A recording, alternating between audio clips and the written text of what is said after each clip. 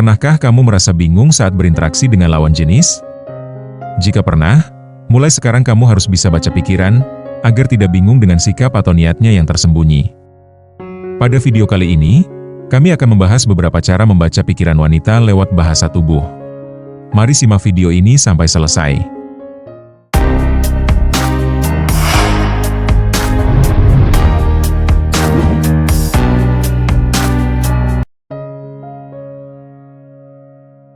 Ketika menghadapi sikap lawan jenis dalam keseharian, kita mungkin bertanya-tanya, apakah dia benar-benar tertarik, nyaman, atau hanya sekadar ramah?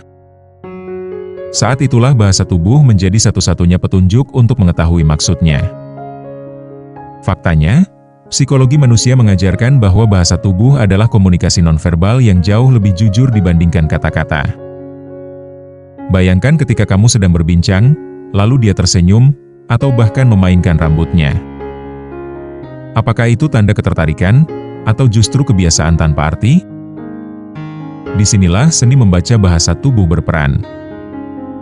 Dengan memahami sinyal-sinyal kecil, kita bisa lebih peka terhadap perasaan seseorang, sekaligus belajar menghargai batas kenyamanan mereka. Namun, membaca bahasa tubuh bukanlah sekadar trik untuk mengetahui isi hati seseorang. Lebih dari itu, ini adalah keterampilan untuk membangun hubungan yang sehat dan saling menghormati. Setiap gerakan dan ekspresi menyimpan pesan yang bisa membuka pintu kepercayaan, jika kita mau memperhatikannya dengan bijak. Dan inilah yang akan kita bahas bersama, yakni 5 cara membaca pikiran wanita lewat bahasa tubuh, berdasarkan ilmu psikologi dan contoh nyata dalam keseharian. Siapkah kamu membuka mata dan hati untuk memahami lebih dalam? Mari kita mulai, dan pastikan kamu menonton sampai akhir. Yang pertama, lihat senyum dan ekspresi wajah. Senyum merupakan bahasa tubuh paling sederhana, namun paling kuat. Pernahkah kamu bertanya-tanya, apakah senyum seseorang benar-benar tulus atau hanya sekadar basa-basi? Dalam psikologi, senyum tulus biasanya melibatkan mata dan bibir, sedangkan senyum basa-basi hanya muncul di bibir. Senyum yang alami sering disertai kerutan halus di sekitar mata, tanda bahwa emosi positif benar-benar hadir. Contohnya, ketika seorang wanita tersenyum sambil menatap mata kamu, itu tanda dia merasa nyaman. Namun jika senyumnya kaku dan matanya menghindar, mungkin dia hanya menjaga sopan santun. Senyum juga bisa menjadi tanda ketertarikan, terutama bila disertai ekspresi wajah yang rileks.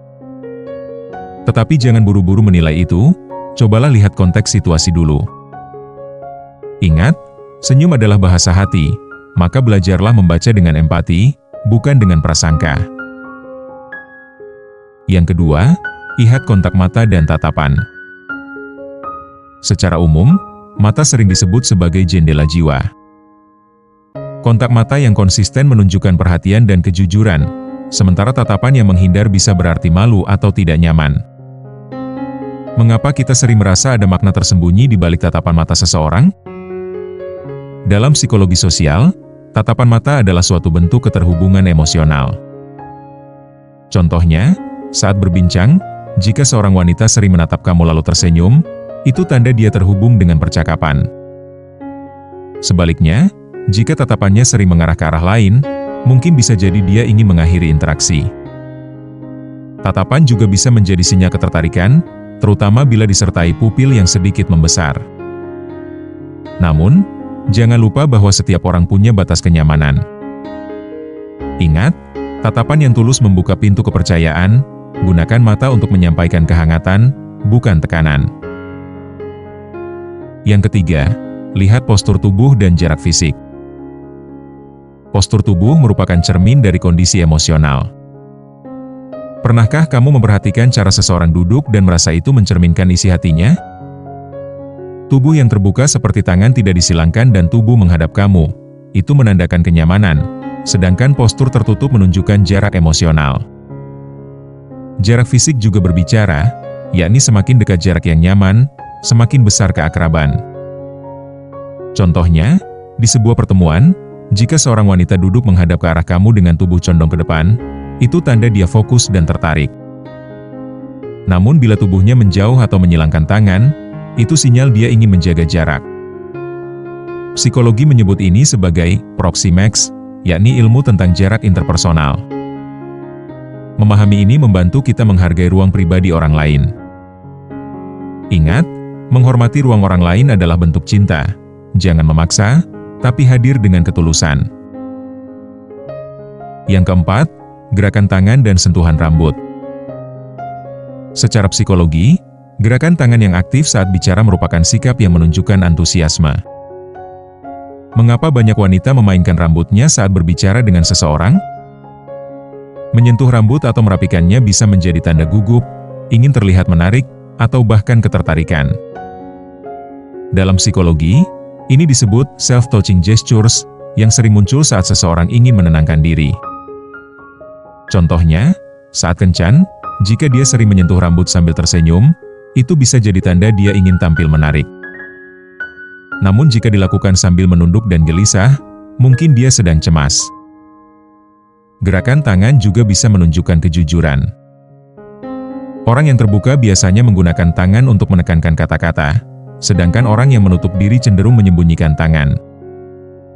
Ingat, gerakan kecil bisa menyimpan makna besar, maka belajarlah membaca dengan hati yang bijak. Yang kelima, pola mirroring dan sinkronisasi gerak. Pernahkah kamu menyadari seseorang meniru gerakanmu tanpa sadar? Mirroring adalah fenomena psikologis ketika seseorang meniru gerakan orang lain tanpa disadari. Ini adalah tanda kenyamanan dan kedekatan emosional. Jika seorang wanita meniru posisi duduk atau gerakan tangan kamu, itu sinyal dia merasa terhubung. Contohnya, saat kamu menyandarkan tangan di meja, lalu dia melakukan hal yang sama beberapa detik kemudian, itu tanda adanya kepercayaan. Sebaliknya, jika dia tetap kaku dan tidak mengikuti ritme kamu, mungkin dia belum merasa nyaman. Sinkronisasi gerak juga menunjukkan adanya ikatan emosional. Semakin sinkron, semakin kuat koneksi yang terbangun. Ingat, koneksi sejati lahir dari keselarasan, maka jadilah pribadi yang menghadirkan kenyamanan, bukan tekanan. Perlu diingat, bahasa tubuh bukan sekadar gerakan kecil yang bisa kita tafsirkan sesuka hati, melainkan jendela untuk memahami perasaan lawan jenis dengan lebih dalam. Dengan mempelajarinya, kita bukan hanya tahu tanda ketertarikan atau kenyamanan, tetapi juga belajar menjadi pribadi yang lebih peka dan penuh empati. Semoga video tadi bisa bermanfaat untuk kalian semua. Jangan lupa like dan subscribe, serta share ke teman dan media sosial. Sampai jumpa di video berikutnya.